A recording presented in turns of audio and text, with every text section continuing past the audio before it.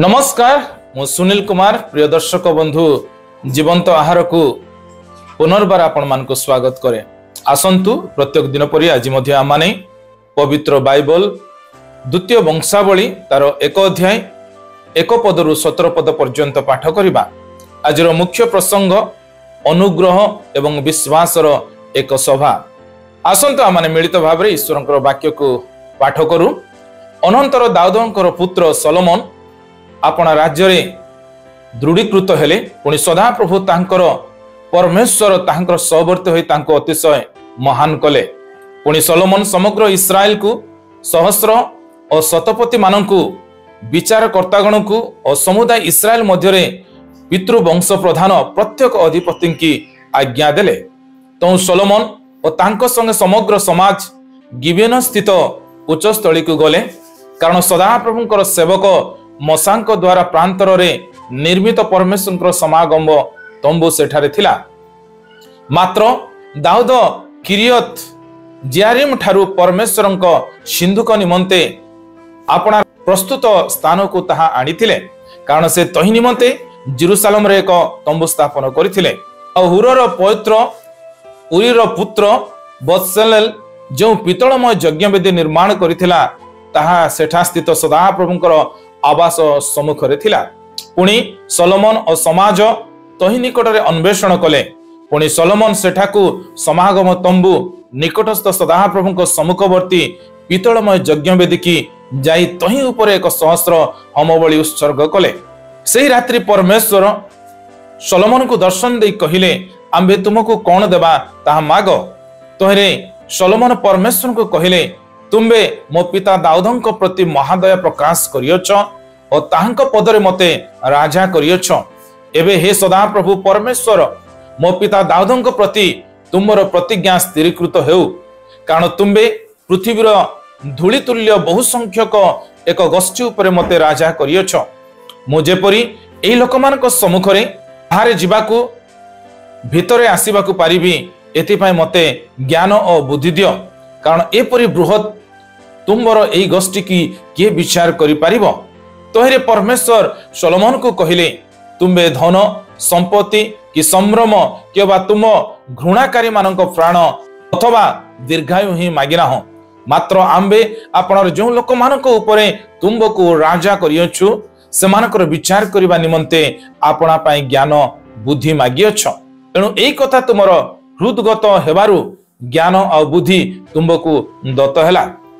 पुणे आम्बे तुमको एपरि धन और संपत्ति और संभ्रम देबा जे तुमर पूर्ववर्ती राजा मानक मध्यरु केही सेपरि पाई नाही, कि तुम उत्तरे आउ केही सेपरि पाइबो नाही। तहु सलोमन गिबेन स्थित उच्चस्थलीर यात्रारु और समागम तंबू सम्मुखरु जेरुसालेम को आसिले, आउ से इस्राएल उपर राज्य कले। एई उत्तरे सलोमन रथ और अश्वारोही मानक संग्रह कले। तांकर 1400 रथ और 12,000 अश्वारोही थिले। सेमानकु से रथ नगर मानरे और राजांक निकटरे जेरुसालेम रे रखिले। पुणी राजा जेरुसालेम रे रूपा और सुना को पत्थर परी और बाहुल्य हेतुरु एरस काष्ठ को तलभूमिस्थ डिम्बिरी वृक्ष परी कले। आउ सलोमनकर अश्व सबु मिस्ररु अणागला। राजांकर बणिक माने प्रत्येक पलर मूल्य दे पल पल करी पाइले। आउ मिस्ररु कृत और आनित एक एक रथर मूल्य 600 रौप्य मुद्रा और एक एक अश्वर मूल्य 150 मुद्रा थिला। एही रूपे सेमानक द्वारा हित्य और अरामिय समस्त राजांक निमंते ही से सब अणा जिबार रीति थिला। पठित शास्त्रांश रे प्रभु हम समस्तंकु आशीर्वाद करंतु। आसंतु पठित शास्त्रांश को आमाने बुझिबा निमंते चेष्टा करू। दाऊदंकर उत्तराधिकारी भाबरे सलोमन राजा होई गिबियन को गले, जोठारे तंबू और वेदी अवस्थित थिला, एवं परमेश्वरंकर अनुग्रह पाई कृतज्ञतारे बलिदान उत्सर्ग कले। सेठारे से लोकमान को नेतृत्व देबा पाई परमेश्वरंकर ज्ञान मागिले। एहार उत्तर रे परमेश्वर तांको प्रति अनुग्रह करी केवल ज्ञान नुहे बरं धन एवं गौरव मध्य प्रदान कले। प्रथम वंशावली दाऊद एवं से लड़िथिबा युद्ध उपरे ध्यान केंद्रित करुथिबा बेले द्वितीय वंशावली सोलोमनकर शांतिर राजत्व को स्थानांतरित करे। परमेश्वर तांको जो ज्ञान देथिले ताहा द्वारा निर्देशित होई सोलोमन शांतिर समय मंदिर निर्माण करिथिले। पठित शास्त्रांश रे ईश्वर की अटंती आसु आम माने देखिबा। 11 पदरु 17 पद अनुसार परमेश्वर आंतरिक विश्वास को आहुरी अधिक अनुग्रह रे प्रतिक्रिया दियंती। जेतेबेले सोलोमन परमेश्वर लोक मानकु नेतृत्व नेबा पई ज्ञान मागिले, प्रभु केवल जहाँ मागिथिले ताहा ही देले नाही, बरं धन संपत्ति एवं गौरव मध्य देले। सेहीपरि जेतेबेले आमे विश्वास रे परमेश्वरकर कार्य रे निजको उत्सर्ग करू, से कृपा पूर्वक आमर समस्त आवश्यकता को पूर्ण करंती। जेपरि माथ्यू तार 6 अध्याय 33 रे आमाने पाई परिबा। ए शास्त्रांश रे ईश्वर आमान को कोन शिक्षा दियंती ताहा आसु आमाने शिखु और अपना अपना जीवन रे ताको व्यवहार करबा निमंते चेष्टा करू।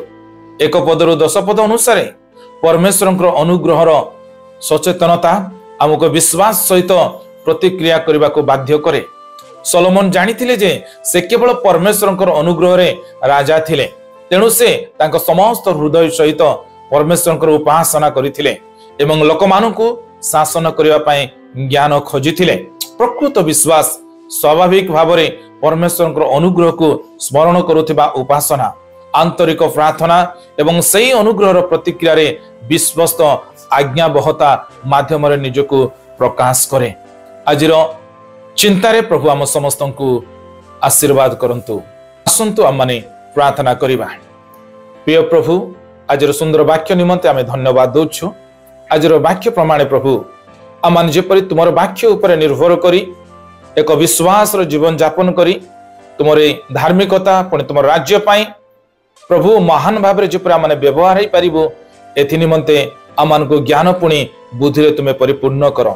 सकल महिमा तुमको देई प्रार्थना यीशुଙ୍କ नाम रे मागुछु, आमेन।